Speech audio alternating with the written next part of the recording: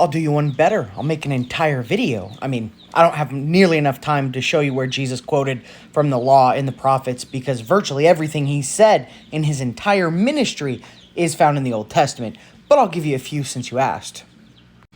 The following passages I'll be reading from Jesus, the words in red, can be found in Matthew 5, 6, 7, 19, 22, 23, and 28. Jesus tells us to turn the other cheek. This can be found in Lamentations 3:30. Give to him who asks you, and from him who wants to borrow from you, don't turn away. This can be found in Deuteronomy 15, 7 through 8. Jesus says, love your enemies. This can be found in Exodus 23. Jesus says, you shall be perfect. This can be found in Deuteronomy 18. Jesus says, do not lay up for yourself treasures on earth. This can be found in Proverbs 23. In Matthew 22, Jesus was asked what the greatest commandment was in the law, not the only commandments in the law. And he said to love your God with all your heart, mind, and soul.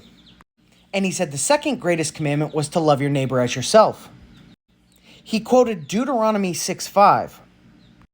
And he quoted Leviticus 19:18. Not to mention, in Matthew 19, Jesus literally says, if you want to enter life, keep the commandments. Then they ask him which ones. And he starts reading commandments from Deuteronomy 5, Exodus 20, and Leviticus 19. Jesus clearly didn't have time to quote the entire Torah to them. So he gave them the big commandments found in the Torah. And some people might be saying, well, why didn't Jesus just tell us to keep the Torah? Well, he did. Matthew 23, the scribes and the Pharisees sit on Moses' seat. This is where they would read the Torah in the synagogues. And he said, so do and observe whatever they tell you, but not the works they do, for they preach, but they do not practice.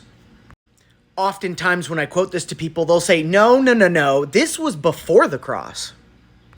Well, then I guess you'll have to explain Matthew 28, because Jesus says, go to all nations and make disciples of them, baptize them, and teach them to observe all that I have commanded you. He commanded you to keep the Torah. I honestly don't understand why I still have to have this argument with Christians who claim to have read the Bible. Jesus literally said, I did not come to abolish the law or the prophets. And he says that not a single dot from the law will pass until heaven and earth do. In Matthew 7, Jesus said the path to salvation is narrow and few would find it. He also said he would turn away believers for being lawless. But if you guys want to risk your salvation to take the easy road, that's between you and God.